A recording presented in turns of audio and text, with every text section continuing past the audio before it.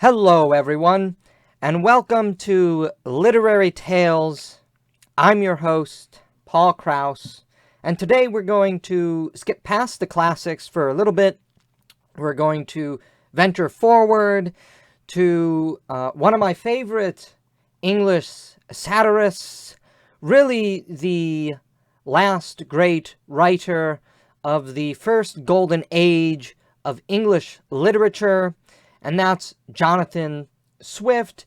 And we'll look at Gulliver's Travels as really a masterpiece of contemporary philosophical, religious, and political satire, and how to unlock Swift's great work rather than having the general impression of it as a sort of children's tale. Now, Jonathan Swift was, as I said, really came at the end of the golden age of the first wave of great English literature.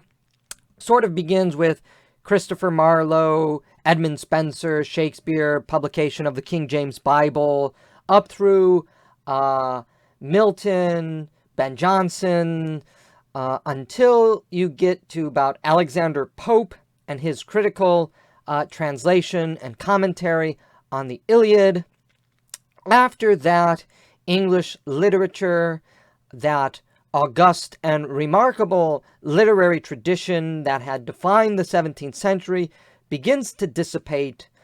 Jonathan Swift sort of comes at the tail end of that movement, and I think his writings were the last hurrah, if you will, of that first great age of English literature. And there is something to be said about how literary golden ages begin with poetry and they sort of end with satire. In some sense, you see that in the Greek tradition.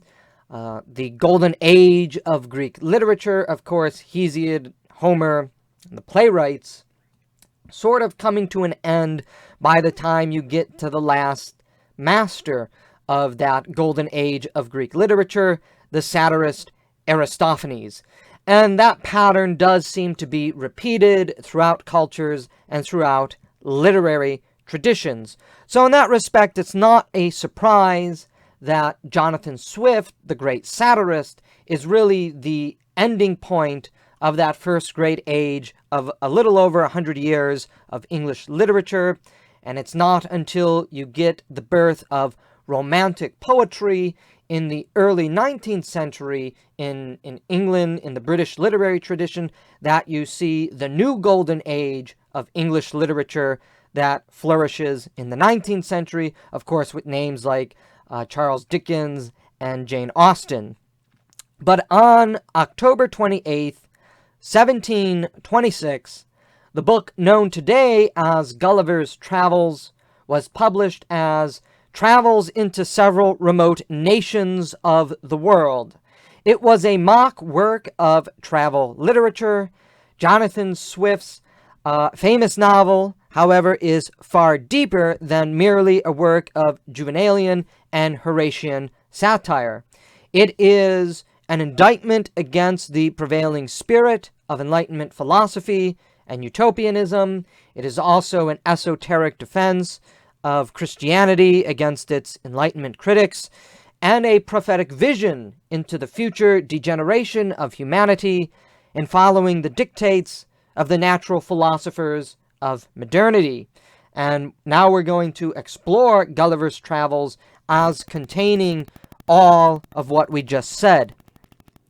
Swiftian irony is one of the great joys of the work, and irony runs replete through Lemuel Gulliver's fall and degeneration, not to mention the shifting narrative voice of Swift and Gulliver, leaving the gentle reader to dissect if they are reading Gulliver's voice or Swift's authorial wit. But where traditional literary narrative has the traveling protagonist return home to comfort and love, sort of, again, set by Homer in the Odyssey, Swift's Gulliver returns home deranged and a hater of humanity. This is a far cry, of course, from being one of the, quote, greatest lovers of mankind, end quote, when he initially arrived in Houyhnhnmland and described himself as such one of the greatest lovers of mankind to the Houyhnhnm. Gulliver's journey to hell and bringing hell back with him can be broken down into two parts in the book. There is the voyage to Lilliput and Brobdingnag. Then there is the voyage to Laputa and Houyhnhnmland. While all four journeys are inexorably interlinked in a journey of decline, Lilliput is more the dialectical contrast to Brobdingnag as Laputa is to Houyhnhnmland. And when you have that frame of reference and that frame of mind in approaching the work, you can really break down Gulliver's Travels into two separate journeys. The first part with Lilliput and Brobdingnag, the second part with Laputa and Houyhnhnmland. When Gulliver arrives shipwrecked on Lilliput, he is tied down by the 6-inch men and women of the island who view him as a threat. The other, the stranger, the foreigner, is always met with suspicion. While the Lilliputians have a certain vigor and ingenuity to them, they are ultimately contemptible creatures. Their smallness is meant to represent their lacking in virtue and finer qualities. After all, despite what Gulliver had done for them, they come to condemn him as a traitor out of vindictive jealousy, so as to punish him as a result by cutting out his eyes.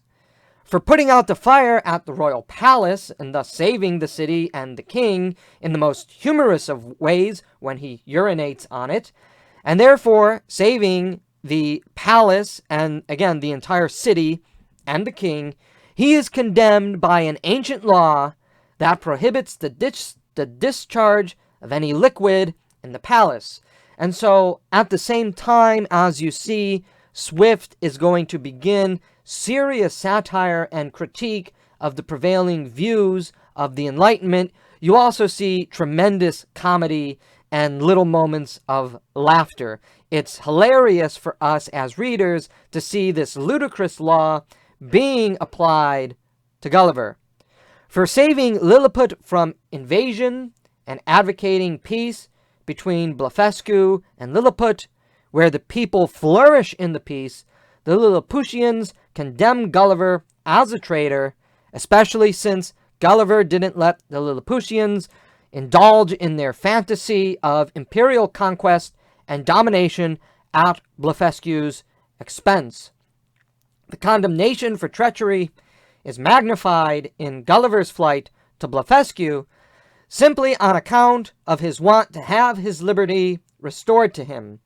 The Lilliputians, in Gulliver's flight from them, are cast as ungrateful people.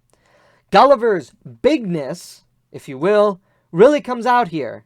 He was the bigger man, both physically as well as spiritually. And by the way, Lilliput and Blefuscu is clearly a satire of the rivalry between England and France. Lilliput is England and Blefuscu is France. Where the tininess of the Lilliputians shows their shortcomings, the largesse of the Brobdingnagians magnifies their imperfections. And so we begin Gulliver's Travels with contemporary times, a contemporary satire, Lilliput and Blefuscu being England and France, and from there, the journey only gets worse.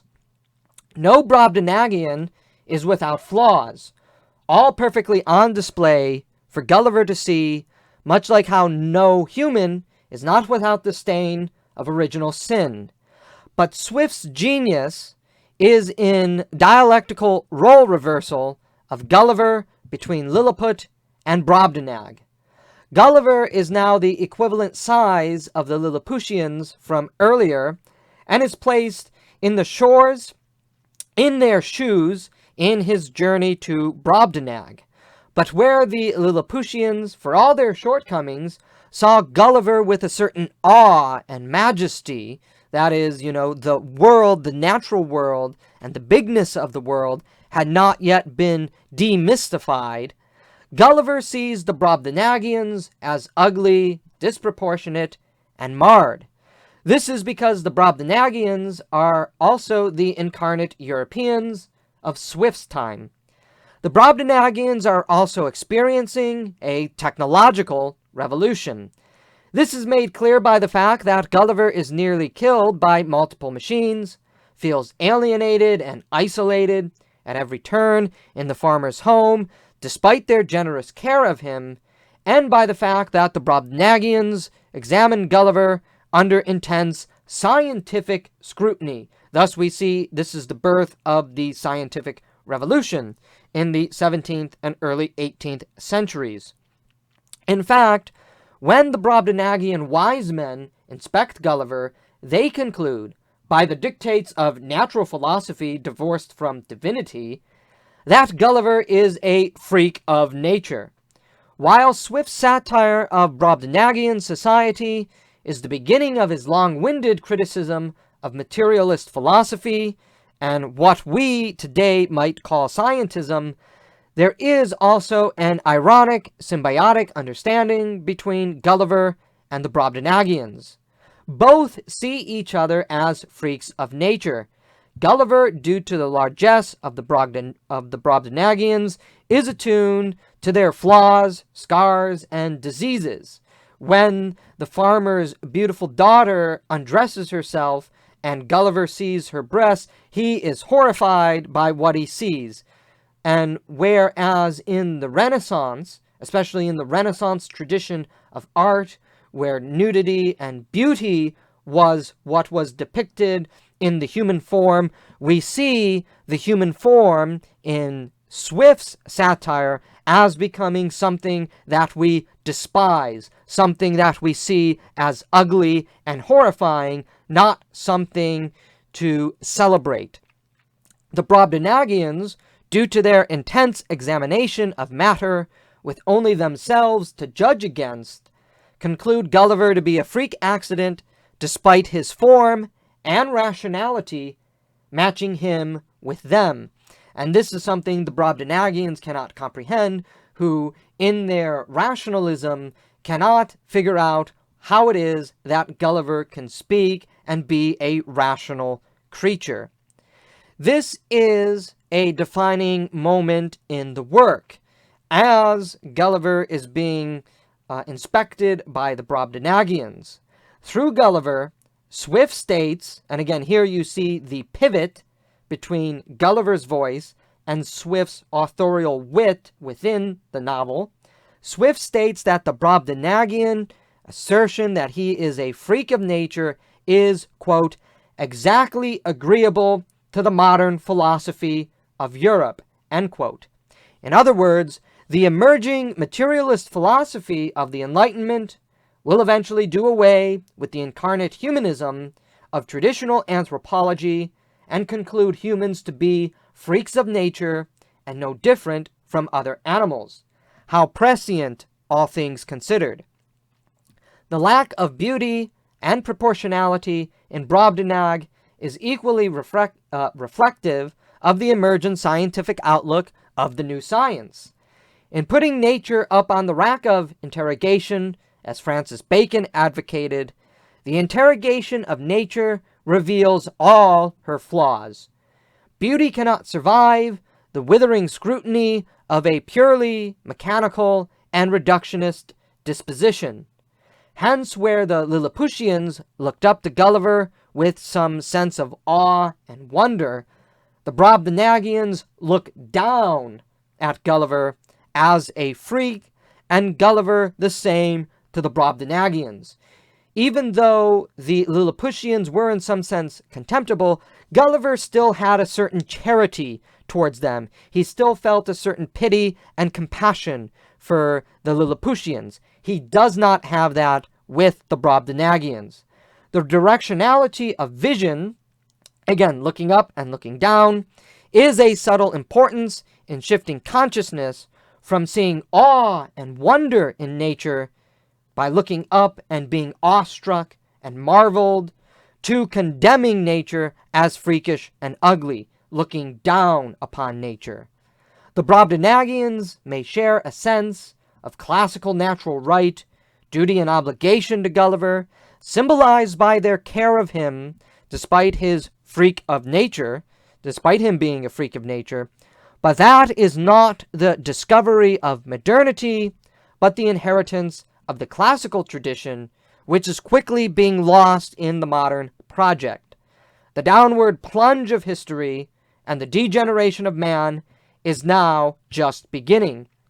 And so here, as we begin the second part of Gulliver's Travels, you see a remarkable construction on the part of Swift. Swift begins his journey through the degeneration of man by starting from where he is in his own day. Because again, Lilliput and Blefuscu represent France, or England and France respectively, and in his capture and care by the Brobdingnagians, he is now within the midst of the scientific revolution of the 1720s. But now, we also see in the transformation of the Lilliputians to the Brobdingnagians a decline in humanity, in mankind, even though we are moving forward in history.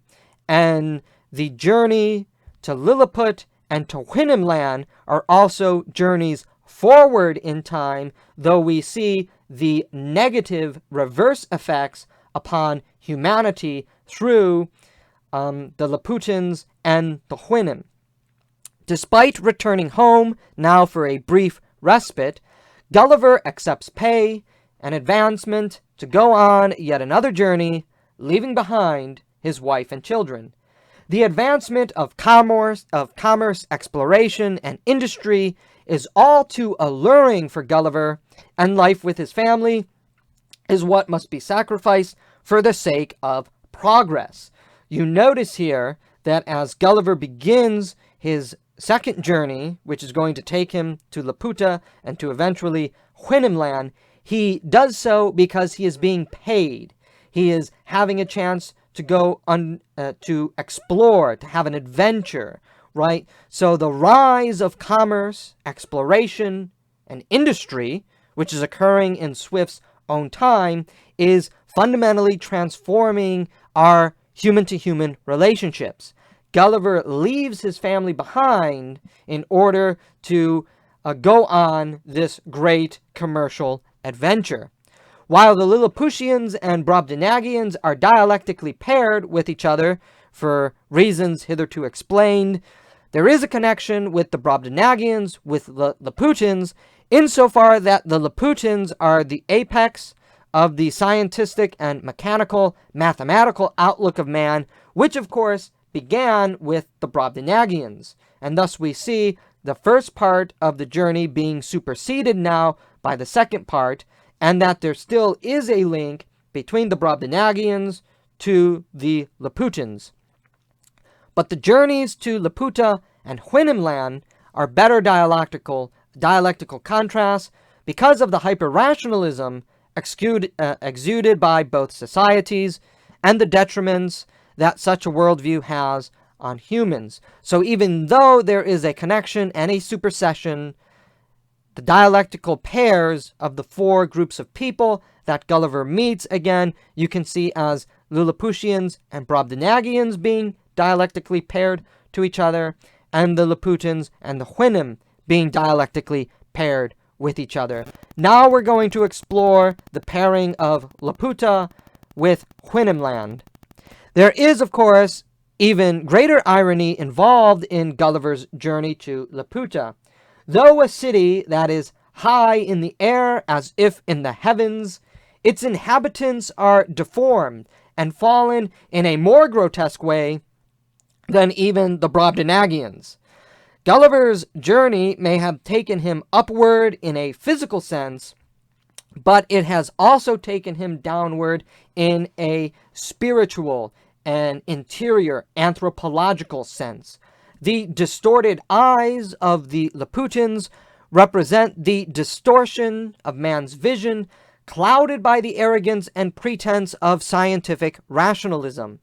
They can no longer see straight and true, and will quickly get lost, like the pilgrim Dante, who wandered from the straight and true in the opening of the Divine Comedy.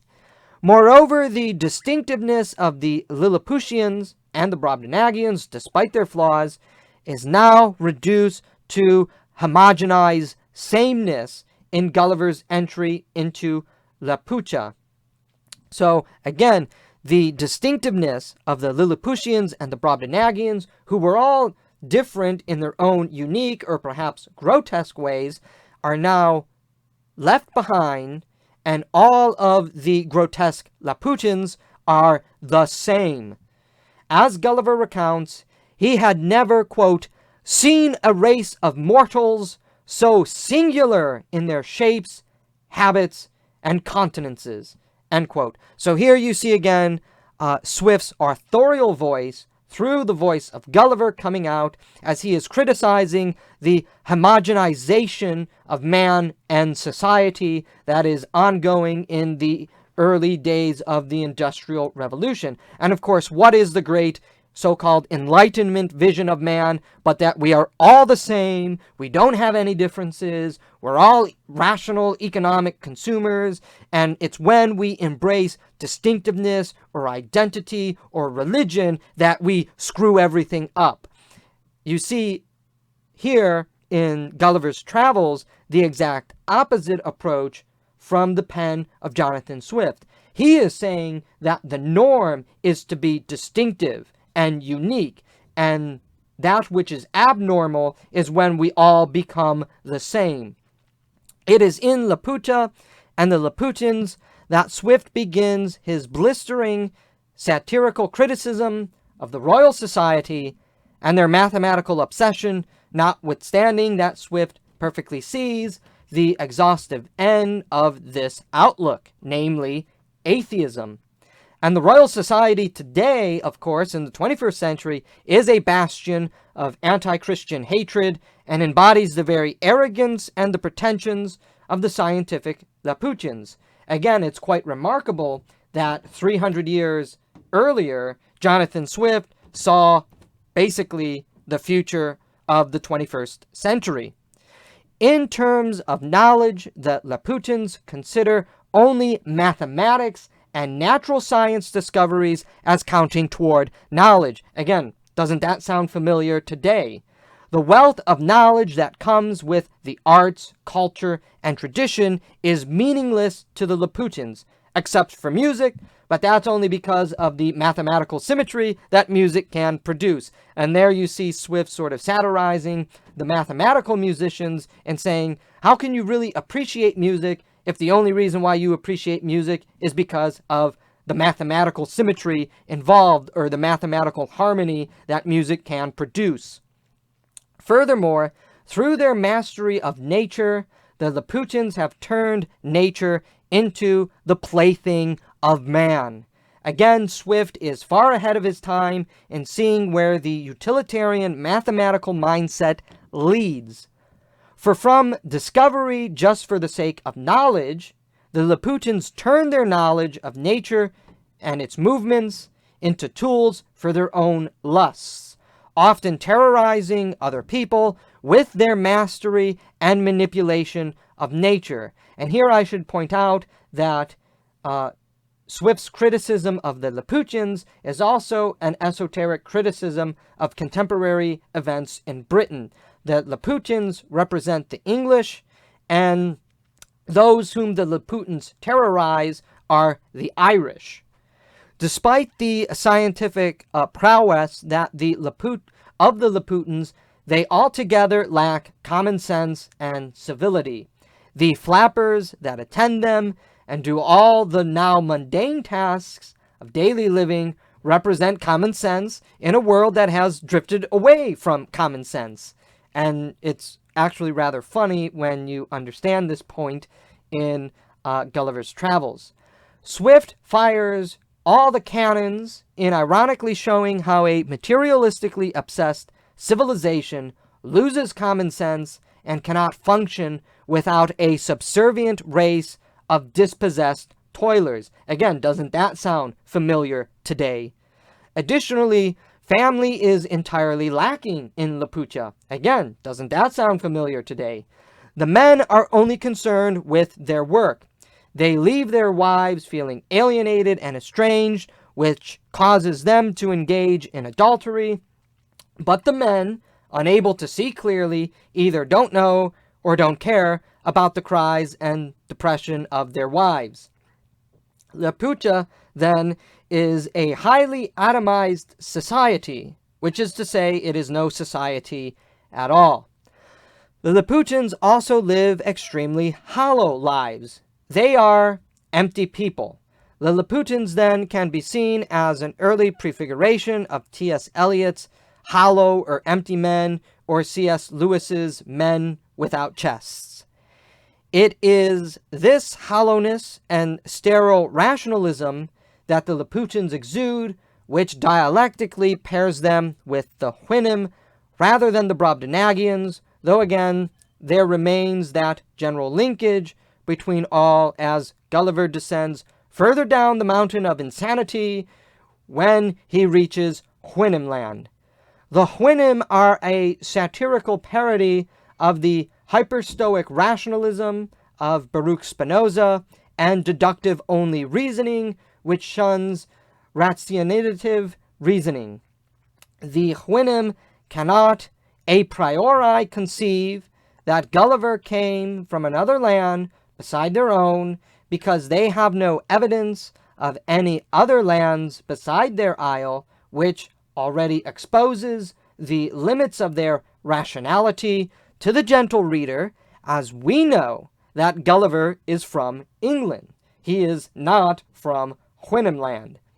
At the same time, Swift's portrayal of the Houyhnhnm as naturalistically rational animals in a seemingly harmonious relationship with the world they live is a prophetic foreshadowing of the movement of naturalistic primitivism which culminated in Jean-Jacques Rousseau's Noble Savage. The Houyhnhnm are singularly irrational animals divorced from all passion. They are the final descent into this brave new life of dead bodies which the modern project is leading man to. Hyper-rationalist, body-only, eros-denying, hunks of thinking meat and matter. That is the modern vision of man. That is the vision of man that Swift, through Gulliver, is criticizing in his book. Swift's brilliance in this respect is captured by the fact that one of the most passionate animals, filled with tumos, horses, are now depicted without passion. This again is supposed to be funny, hilarious. Agrarian people would have recognized this because again, horses are supposedly passionate creatures. Horses have always been conceived as passionate creatures by those who broke them, tamed them, and used them as part of their daily life. The Houyhnhnm have the form of horses, but lack the spirit, the essence of horses. There is another creature that is filled with passion. Humans. The loss of passion in the Houyhnhnm represent the loss of passion in humans in the neo-stoic push for hyper-rationality as the highest good in of itself rather than love. Swift's Christianity cannot be divorced from Gulliver's Travels, though the work, at the surface, seemingly has little to do with religion. The fourth book, however, again, now in Houyhnhnmland, has almost everything to do with religion and theological anthropology between the lines, or for those who are educated in theology and theological anthropology, you'll be able to get this right away when you begin reading Gulliver's Adventures with the Houyhnhnm. The modern project of anthropology is, as Swift knew, a wholesale rejection of the Christian understanding of man. It is a rejection of his fallenness, a rejection of his uniqueness, and a rejection of his lovingness simultaneously.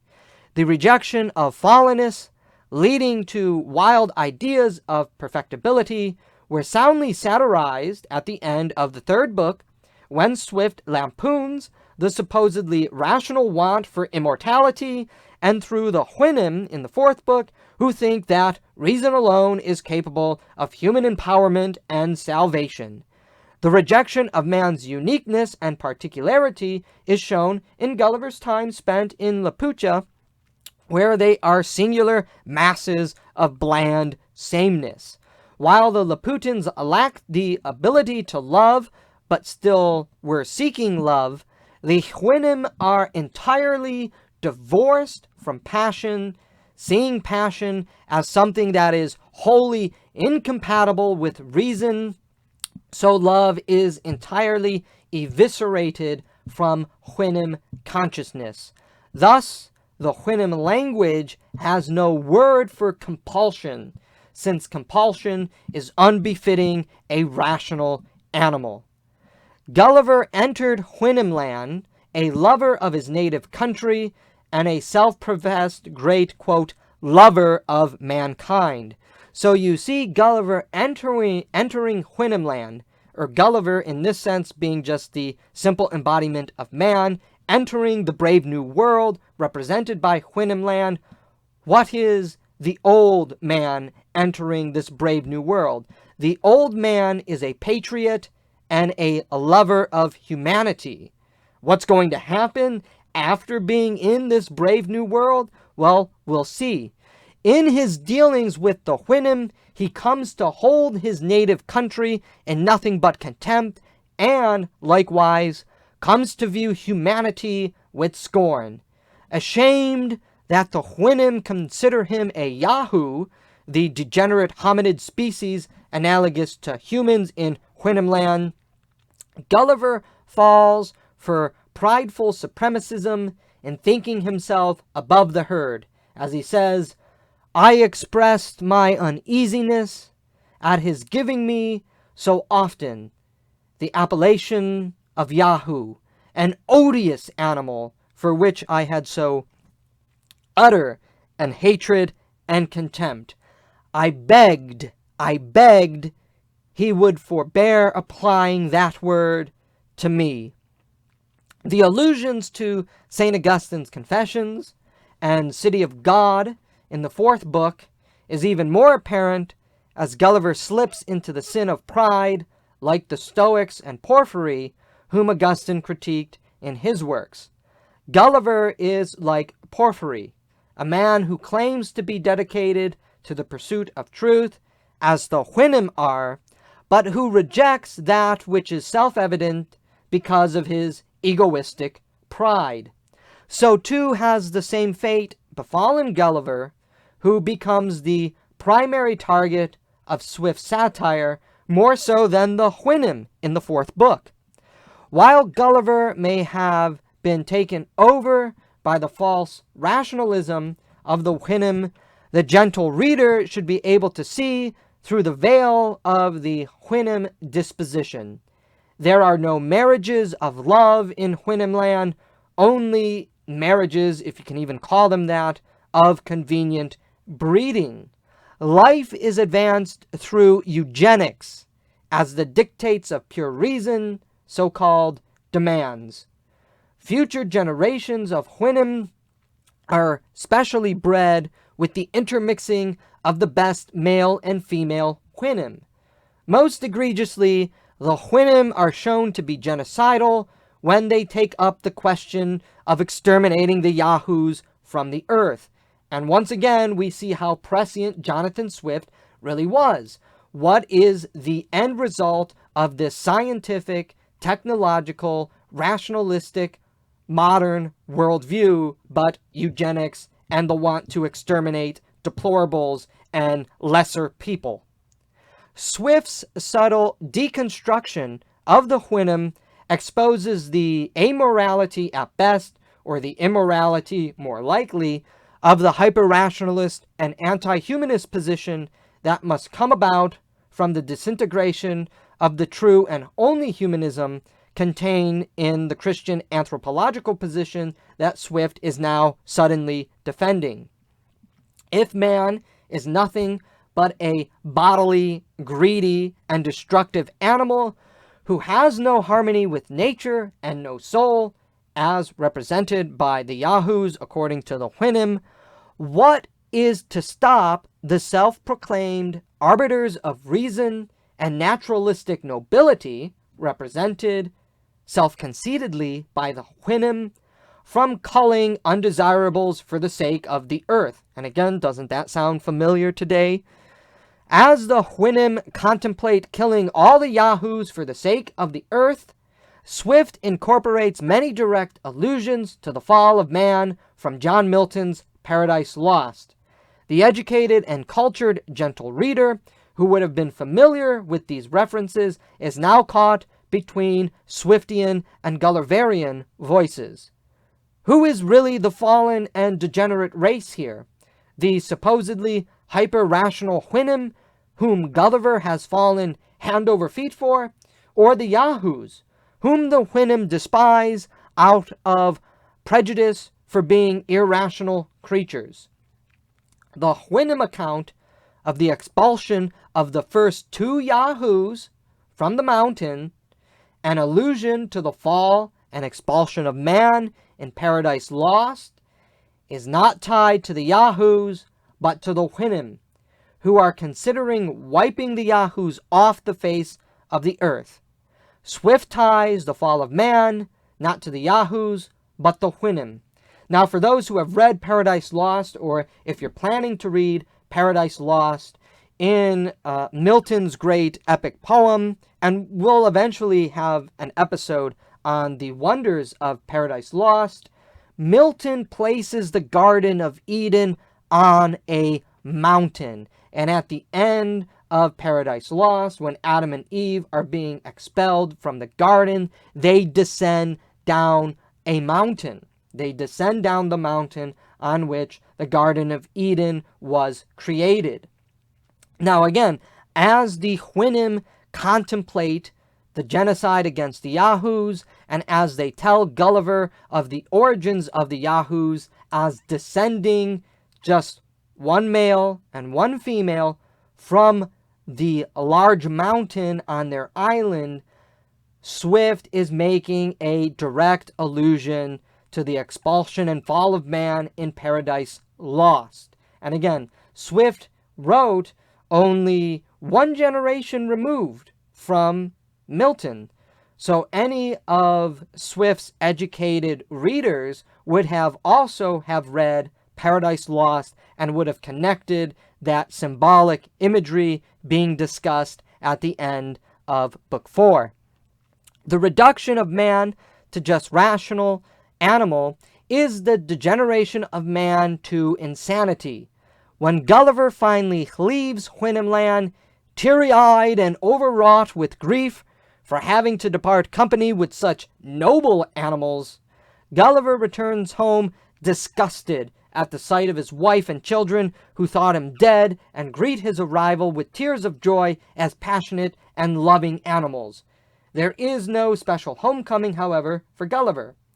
Gulliver shuns his wife's affections for him and cannot stand being around Yahoos, which he has now taken to calling all humans he encounters, despite the gentle nobility, compassion, and kindness shown to him from Don Pedro when he is picked up and returned to England to his joyful wife and children. Gulliver's sin of pride reaches the point of blasphemy, where he makes a mockery of the Eucharist in his separation from his family at dinner. And again, here, Swift, who was also an Anglican minister, and the Anglicans, you know, they claim to be Catholic yet Protestant. There is a certain Protestant-Catholic hybrid nature to certain aspects of Anglicanism. So like Catholics And like the Orthodox, Anglicanism generally offers the Eucharist every week. The Eucharist is very central to Anglican theology. And for those who know the Anglican Eucharistic prayer, you will immediately see the mockery of the Eucharist by Gulliver's Sin of Pride at the end of the book. He says, "To this hour they dare not presume to touch my bread or drink out of the same cup. Neither was I ever able to let one of them take me by the hand." Not only is this a blasphemous mock of the Lord's Supper, it also highlights the misanthropic and atomistic attitude that Gulliver now has. Gulliver shuns his family and human relations for the 2 horses he buys and spends all of his time with, preferring their company and imagining them as Houyhnhnm and neighing with them, thinking he is communicating with them. It's actually rather hilarious and funny that Gulliver is neighing with the horses that he has now bought, thinking he's talking to them as he talked to the Houyhnhnm during his adventures in Houyhnhnmland. Gulliver has literally become an animal upon his return to England. This is not an isolated reality contained to Gulliver. Swift is warning that England will become a den of blasphemy and animalization if she continues her degenerative direction, epitomized by the direction her intellectuals and leaders in politics, the Whigs and the Royal Society, are taking the country. And again, this is made even more incredible given that Swift saw this emerging future in 1726. And now again, what was man prior to his entry into Houyhnhnmland? What was Gulliver like before he reached Houyhnhnmland? He was a patriot, he was a religious man, and he was devoted to humanism. What is he after leaving Houyhnhnmland? He hates his nation, he's unpatriotic, he hates his family, and he's blasphemous. Swift is arguing here that the modern project simply makes men haters of their own nature, haters of their country, haters of their family, haters of their God. The degeneration of man is completed by the modern project, which bore its weight down on Gulliver, who succumbed to the unbearable weight he initially was able to fend off earlier in his travels. The animalization of man culminated in Gulliver's transformation into an imitator of the Houyhnhnm, which is no imitation of nature at all, because nature is hollow and vacuous, as the Enlightenment physiologists, scientists, and philosophers asserted. Gulliver's estranged relationship with his wife and children ends on the pessimistic note that love and joy are not possible in this brave new world where beauty, passion, and the sacred have been stripped away. Thus, Gulliver's Travels is, in its Swiftian genius, a work that defends beauty, passion, and the sacred, which becomes eminently clear by the book's conclusion through its relentless exposure of the absurdity of the modern project, which has destroyed beauty, passion, and the sacred. And so just like the great satirist Aristophanes, the great satirist of our modern age, Jonathan Swift, is actually offering in Gulliver's Travels serious and illuminating civilizational, societal, and human criticism. He is wrestling with the ongoing developments in his world and his society, and he is trying to figure out what is happening and what will happen to man. Jonathan Swift's Gulliver's Travels is a hilarious satirical work, but more than just that, it is a profound work of philosophy, of theology, of history, of even literary criticism. And that is something we should all know when approaching Gulliver's Travels, either for the first time or perhaps wanting to read it again in a new light. Jonathan Swift's Gulliver's Travels is, at least for me, one of the great works of satire. I think it's probably the greatest work of satire in the English literary tradition, because he is simply doing so much in what is an easy, enjoyable, and perhaps light read for those who don't immediately recognize the profound depth to the work.